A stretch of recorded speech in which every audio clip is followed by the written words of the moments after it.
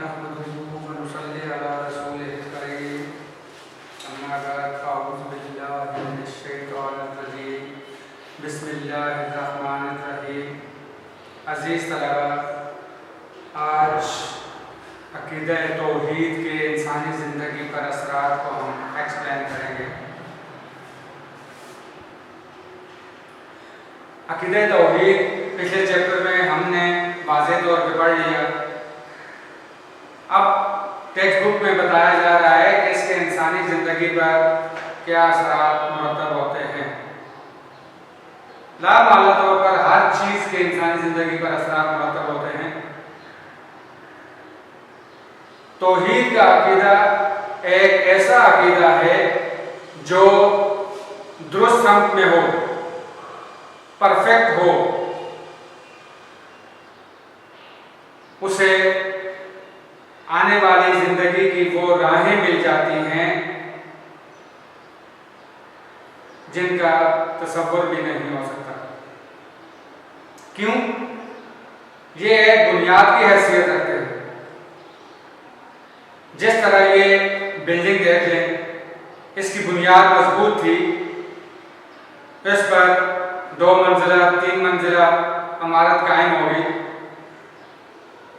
बिल्कुल उसी तरह अगर हमारा अक़ीदा पुख्ता है, रासिख़ है, एथेंटिक है, पक्का सच्चा है, डामाडोल वाली उसमें कोई ऐसी हैसियत नहीं है, तो फिर हमारी ज़िंदगी बड़ी कामयाब ज़िंदगी है।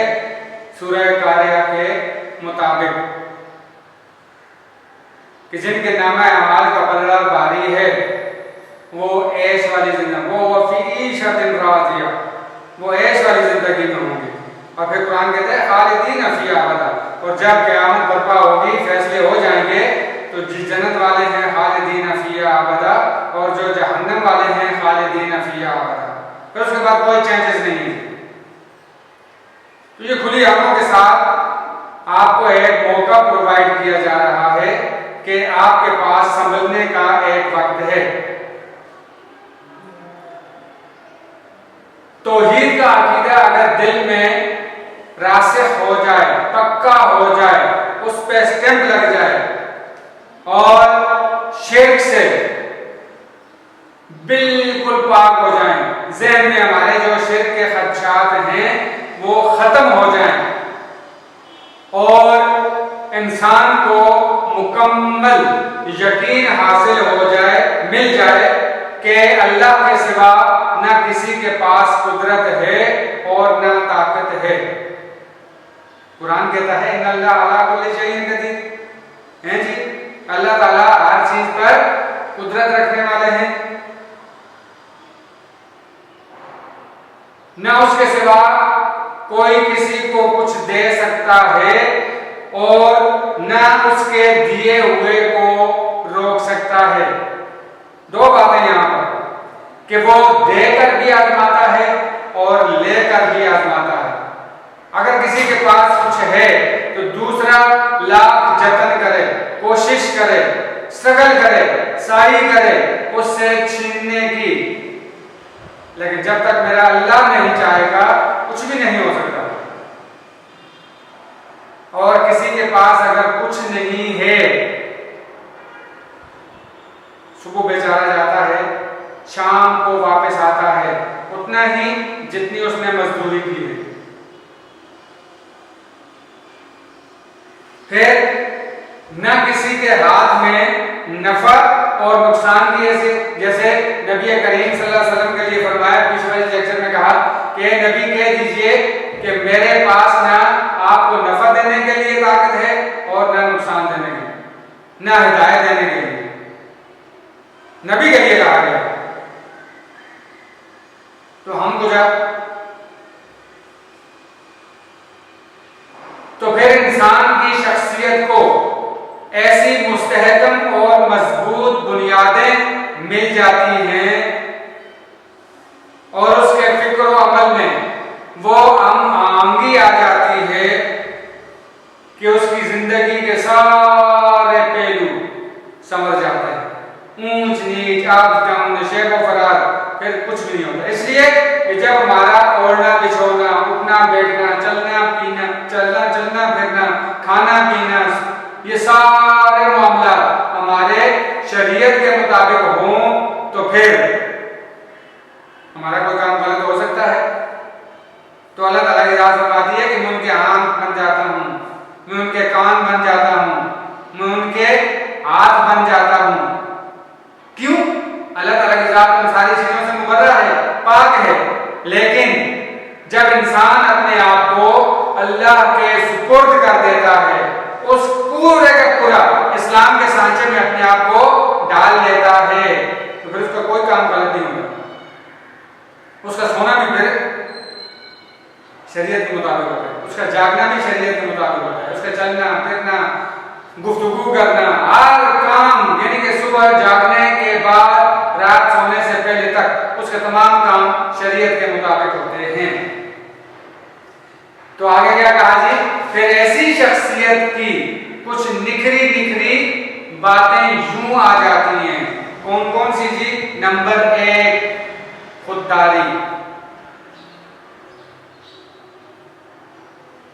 खुद पसंदी भी आप कह सकते हैं इसको, अनानियत भी कह सकते हो, और इंग्लिश में कहते हैं एगोटिज्म।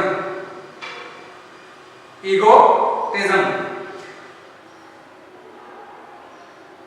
जो आदमी तौहीद पर ईमान रखता है, यकीन रखता है, या उसका कामिल यकीन होता है तौहीद पर, तो वो खुददार हो जाता है और बेनियाज हो जाता है। खुददार और बेनियाज, मैंने आपसे कहा था ना, जैसे सूरह इखलास में अल्लाहुस्समद, अल्लाह बेनियाज है, तो फिर इंसान भी बेनियाज हो जाता है। फिर वो किसी के पास अपनी हाजत लेकर जाता ही नहीं है जैसे हम लोग जाते हैं। उसे ये यकीन हो जाता है कि कुदरत रखने वाला सिर्फ एक है, सिर्फ एक ही जात है, और वो है अल्लाह की जात। और वो कहता है कि बाकी सारे मेरे जैसे इंसान हैं, जो ना किसी को नफा दे सकते हैं, ना किसी को नुकसान पहुंचा सकते हैं। इसलिए कि फिर उसका सर अल्लाह के दर के अलावा किसी और के सामने झुकने का सवाल ही नहीं उठता। ना वो अपने जैसे इंसानों के दरवाजों पर हाजिरी देता है, ना उनके सामने झुकता है, ना उनके सामने लो लगाता है, ना उनके सामने अपनी हाजात लेकर जाता है, और ना ही इंसानों की बनाई हुई मूर्तियों के सामने सजदे करता है। क्यों? हस्बी अल्लाह, मेरे लिए अल्लाह का। लेकिन जब जमा का कहेंगे हस्बुनल्लाह, हमारे लिए अल्लाह काफी है, फिर उन लोगों के लिए अल्लाह काफी हो जाता है। और जिन्हें अल्लाह काफी हो जाए उन्हें और क्या चाहिए? तो इसलिए हमें भी कोशिश करनी चाहिए कि हम भी अपनी लो सिर्फ अल्लाह के सामने, पीछे शेर वाले चैप्टर में क्लियर कट बता दिया ना। शेर यही नहीं है कि भाई गोद बनाया, यहाँ रखा, उसकी पूजा कर दी या कब्रों को सजदा कर दिया। शेर ये भी है कि हम अपनी छोटी मोटी आजाद उसी तरह इंसानों के पास लेकर जाते हैं जिस तरह अल्लाह ताला की कुदरत है उन्हें हल करने के लिए। हम कहते हैं ये भी हल करेगा, हालांकि ऐसा नहीं है। पिछले चैप्टर में कहा था ना कि और पकड़ते हैं अल्लाह के सिवा दूसरों को कारसाज कि शायद उनको मदद आ पहुंचे, लेकिन वो उनकी मदद की ताकत नहीं रखते, और क़यामत के रोज उनकी फौज होकर पकड़े आएंगे। यानी कि आगे आगे उनके सरदार होंगे और पीछे पीछे उनके चेले शागिर्द। सूरह यासीन आयत नंबर 74 और 75। तो ऐसे काम फिर क्यों करें? इसलिए अपने अकीदे को बिल्कुल प्योर रखें, पाक साफ रखें, सच्चा रखें, पक्का रखें, और कामयाबी की तरफ गामजन हों। दूसरी खूबी आ जाती है जी अकीदे तौहीद पर जो इंसानी जिंदगी के असरात मौजूद होते हैं। पहला था खुददारी, दूसरा है इनकिसारी, आजिज़ी, हम्बलनेस या ह्यूमिलिटी। अक्कड़, गुरूर, ये तो अल्लाह ताला को वैसे भी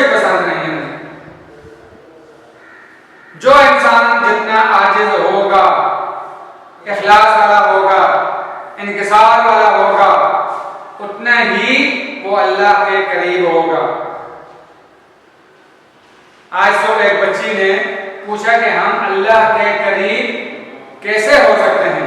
अल्लाह के करीब होने का तो बहुत ही आसान नुस्खा है जी। हम अपने आप को पूरे का पूरा अल्लाह के सुपुर्द कर दें। तो अभी थोड़ी देर पहले मैंने कहा कि हमारा कोई काम खिलाफ शरीयत हो ही नहीं सकता है, तो हम अल्लाह के करीब हो गए। देखो ना, आप किसी से मोहब्बत करते हैं या दोस्ती आपकी फ्रेंडशिप है, तो क्या आप उसकी बातों के खिलाफ जा सकते हो? कोई काम उसकी आदत के खिलाफ कर सकते हो? नहीं, हरगिज़ नहीं। तो ये दुनियावी मिसाल है। और खुदा उस हस्ती के लिए जिसने पूरी कायनात को तख्लीक किया, जिसकी कब्जा कुदरत में सबकी जान है और जिसके हुक्म के सिवा एक पत्ता भी नहीं हिल सकता, तो ऐसे काम हम क्यों करें? अकीदा तौहीद से तवाज़ुन और इंकिसार पैदा होता है। नंबर दूसरी खूबी बताई थी कि जिसका अकीदा पुख्ता होगा, एथेंटिक होगा, कॉम्पिटेंट होगा, उसमें तवाज़ुन होगा और उसमें इंकिसार होगा, अक्लमंद नहीं होगा, गुरूर वाला नहीं होगा। क्योंकि तौहीद का मानने वाला ये जानता है कि वो अल्लाह के सामने बेबस है, किसी के सामने नहीं, सिर्फ अल्लाह के सामने। तौहीद वाला, बाकी तो आप देख लो ना जी, फिरौन बने हुए हैं, अपने आप को खुदा के बराबर समझते हैं। उसके पास जो कुछ भी है उसका दिया हुआ, जो अल्लाह ताला देने पर कादिर है वो छीन लेने पर भी कादिर है। यानी कि जिसने आपको दौलत से नवाजा है, मुनम हकीकी, पिछले चैप्टर में मैंने आपको बताया था,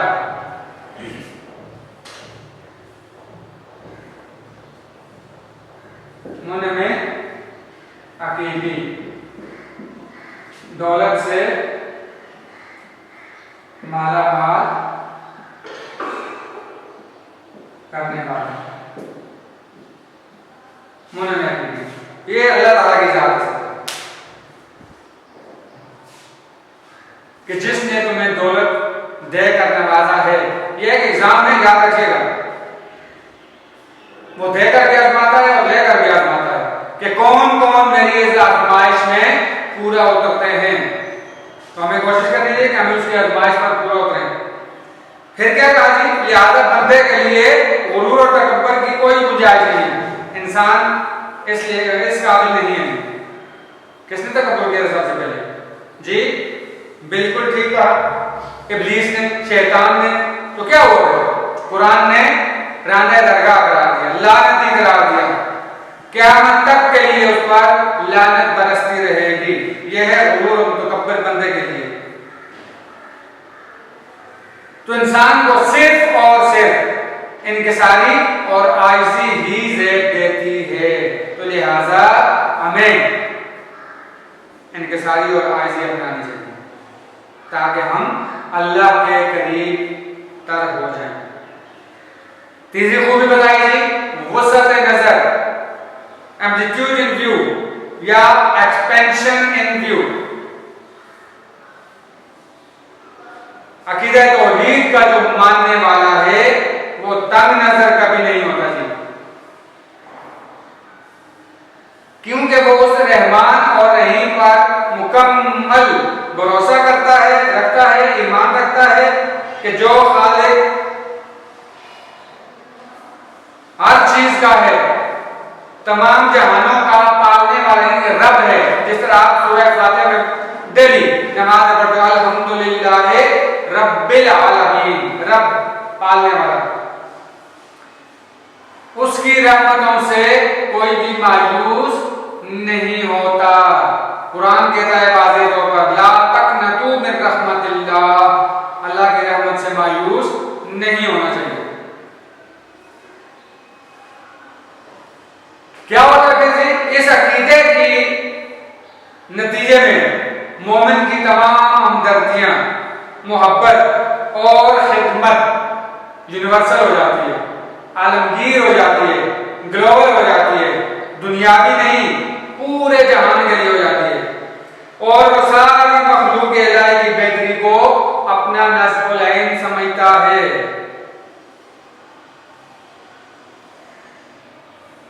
अपने लिए तो सब ही जीते हैं इस जहां में, है जिंदगी का मकसद औरों के काम आना। अपने लिए तो जानवर भी जीते हैं, चरिंद परिंद भी जीते हैं, इंसान के लिए है जिंदगी का मकसद औरों के काम आना। जिंदगी का असल मकसद ये है।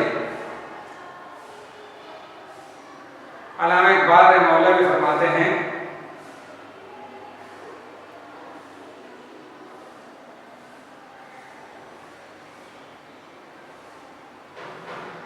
मैंने बहुत से लोग देखे कि जो जंगलों में मारे मारे फिरते हैं,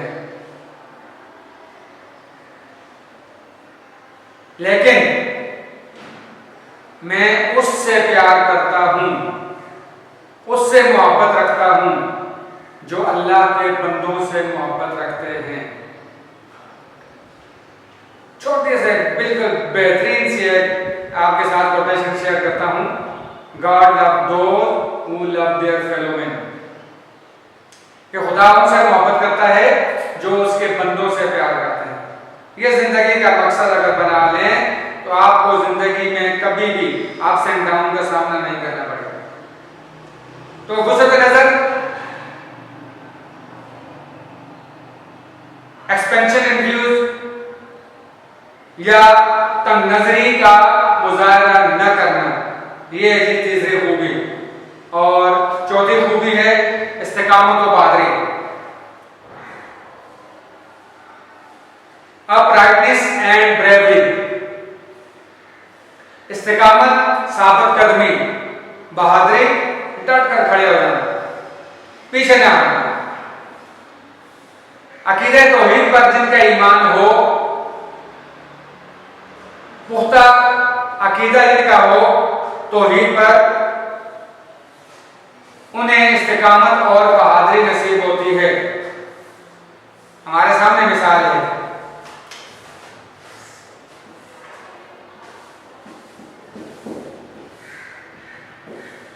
कितने थे जी? 313 और बेसरो सामानी का आलम था उनका। कोई उनके पास ऐसी कोई खास चीज नहीं थी, और उनके मुकाबले में कितने थे? बमुकाबिल 1000 और पूरी तरह मुसल्लह।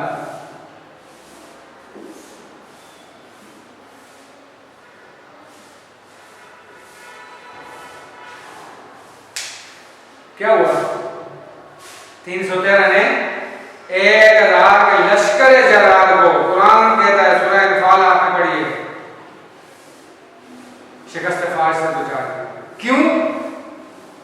इस्तिकामत और बहादुरी की वजह से। उनके पांव डगमगाए नहीं हैं, इतने बड़े लश्कर को देखकर उनके पसीने नहीं छूटे हैं, उनके कदम लड़खड़ाए नहीं हैं, वो उल्टे पांव भागने वाले नहीं थे। साबित कदमी और बहादुरी के साथ डट कर मुकाबला किया उस लश्कर जरार का। तो क्या हुआ? मैदान मार लिया, अल्लाह ताला ने उनको कामयाबी से हमकनार दिया। वजह क्या है कि मोमिन जानता है कि हर चीज अल्लाह की मखलूक और मोहताज है। एक जात है ये जो असमद है, जो अपनी आजाद लेकर किसी के पास नहीं जाता, सब उसके दर पे आते हैं। अल्लाह ताला को सब कुदरत हासिल है, अला कुल्ली शैइन कदीर। फिर हमारा ये सर, ये पेशानी किसके सामने? यानी हम माथा अगर टेकें तो किसके सामने? बाबा जी के सामने नहीं, पत्थर की बनाई हुई मूर्तियों के सामने नहीं, किसके सामने? उस कादिर मुतलक के सामने जो खालिक कायनात है, जो रब्बुल आलमीन है। और फिर इत्तकुल्लाह, अल्लाह से डरो। फिर डरना भी हमें उसी से चाहिए। याद रखिएगा कि जो अल्लाह से डरता है तो फिर वो और किसी से नहीं डरता। और मोमिन को इसका फायदा क्या होता है?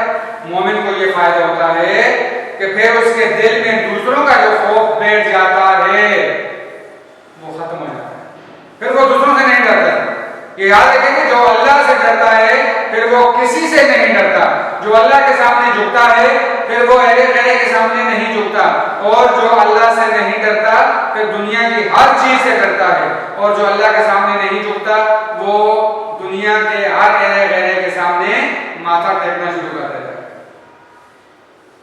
और जब उसके दिल से खौफ निकल जाता है तो वो इस्तिकामत और बहादुरी की तस्वीर बन जाता है।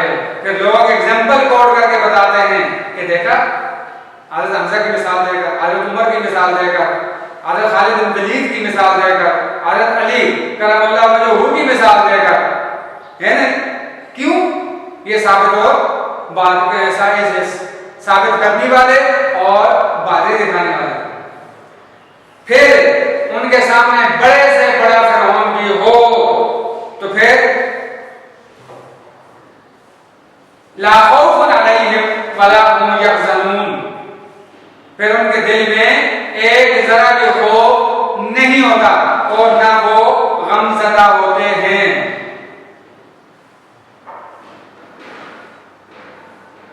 तो हमें भी ऐसे ही लोगों को फॉलो करना चाहिए। पांचवी आगे जी, रिजाइयत और इत्मीनान कल्ब। रिजाइयत और उम्मीद होना, इत्मीनान कल्ब दिल को तसल्ली होना कि जब भी आपका दिल परेशान हो तो आप अल्लाह का जिक्र किया करें। अला बिज़िक्रिल्लाह तत्मइन्नुल कुलूब, कि घबराए दिलों को अल्लाह के जिक्र से सुकून मिलता है। अकीदा तौहीद का मानने वाला मायूस और नाउम्मीद नहीं होता, जुज़ वक्ती हो जाता है, जुज़ वक्ती हो जाता है, लेकिन उसे ये उम्मीद होती है कि ये जो सिलसिला मेरे साथ हुआ है ये थोड़ी देर के लिए एवर फॉरएवर नहीं है। वो हर वक्त अल्लाह ताला की रहमत पर आस लगाए रखता है। अभी मैंने थोड़ी देर पहले आपसे कहा कि ला तक़नतू मिन रहमतिल्लाह, कि अल्लाह की रहमत से मायूस नहीं होना चाहिए हमें, क्योंकि वो जानता है कि अल्लाह ताला उसकी रगे गुलो से भी, रगे गुलो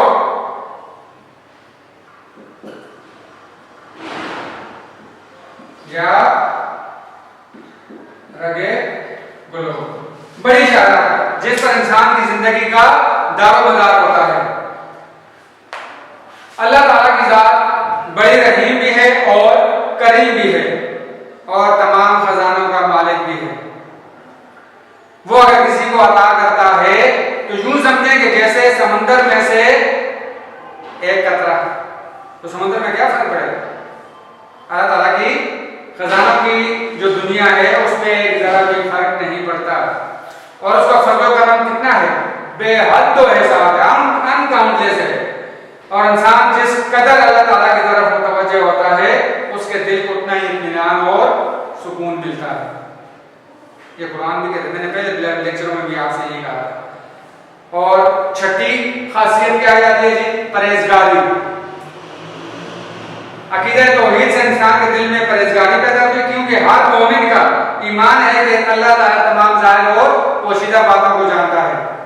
कुरान में है इन्नल्लाह अलीमुम बिज़ातिस सुदूर, अल्लाह ताला दिलों के भेद भी जानता है। बिल्कुल, मेरा काम वो है कि जो रात के अंधेरे में एक चींटी अगर चलती है तो उसकी पाँव की आहट को भी सुनता है, ये मेरा रब है। तो हम उस रब के सामने क्यों ना पेशानी झुकाया करें जी, अपनी आजाद उसके सामने क्यों नहीं लेकर जाया करें? हम दुनियावी लोगों के सामने अपनी आजाद क्यों लेकर जाएं? वाज़े तौर पर कहा, मना करते हैं। और फिर अगर बंदा पोशीदगी में कोई जुर्म कर ले तो मुमकिन है कि वो लोगों की निगाहों से तो बच सकता है। क्यों?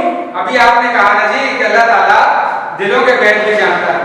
हम बंदों की नजरों से तो छुप सकते हैं, यानी कि अस्तगफिरुल्लाह नऊज़ु बिल्लाह मिन ज़ालिक, मेरे मुंह में खाक कि हम अगर ये तसव्वुर भी करते हैं लेकिन कंपैरिजन आप करते हैं कि बंदे से हम छुप जाते हैं कोई भी काम करते हुए, और जिससे छुपना चाहिए उससे नहीं छुपते।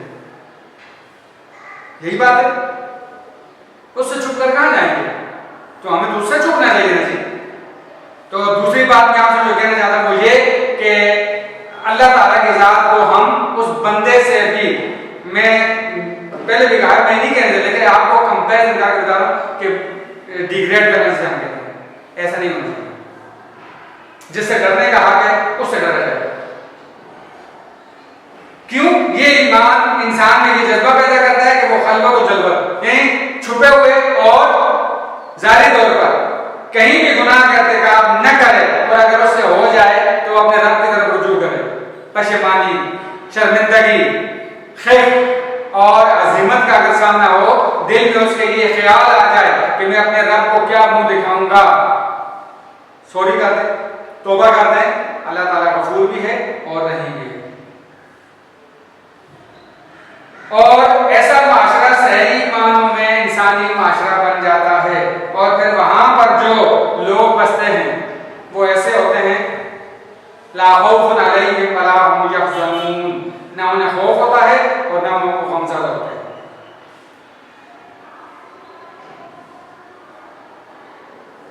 कुरान मजीद में जा बजा इरशाद होता है, अल्लज़ीना, वो लोग आमनू, जो ईमान वाले हैं या जो ईमान लाए हैं, वो अमीलुस सालिहात, और जिन्होंने नेक आमाल किए, यानी कि वो नेक आमाल जो अल्लाह और उसके रसूल ने हमें बताया कि आपने जिंदगी कैसे गुजारनी है।